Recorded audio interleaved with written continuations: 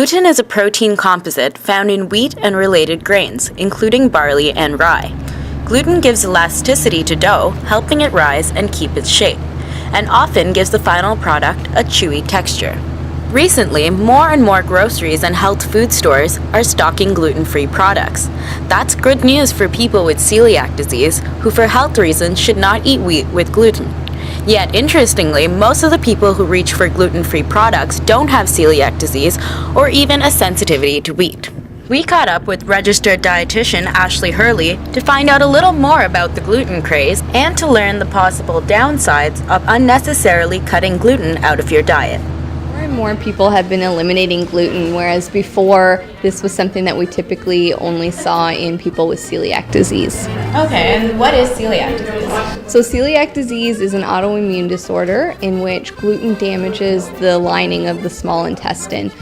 So for people with celiac disease, even a very small amount of gluten can be very harmful. I know a lot of people have been telling me I feel so much better now that I've cut gluten out of my diet. I'm going gluten-free.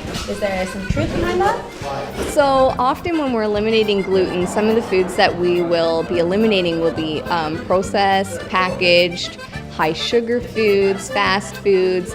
So overall, we just tend to be eating better. So it's not surprising that we do feel better when we eliminate gluten. We just might not feel better about the cost of our food because a lot of these specialty items do tend to cost a lot more. The trouble is that when we eliminate gluten from our diets, we're not necessarily going towards more fruits, more vegetables, lean meats. It could just be that we're eating more processed and packaged gluten-free products. That makes a lot of sense. Yeah. So in 2011, there was a study done by some Australian researchers, and they found that gluten did seem to produce some gastrointestinal symptoms, and they couldn't really find the mechanism for it. So they thought that gluten intolerance might be a thing, but they couldn't find a mechanism. So those same researchers, actually a couple of years later, they did another study in patients who they believed had IBS and gluten intolerance.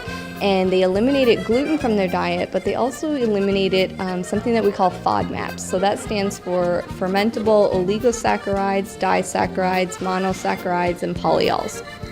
And when they reintroduced gluten into the diet, but not the FODMAPs, they found that 92% of the people actually weren't intolerant to the gluten. It was the FODMAPs that were bothering them.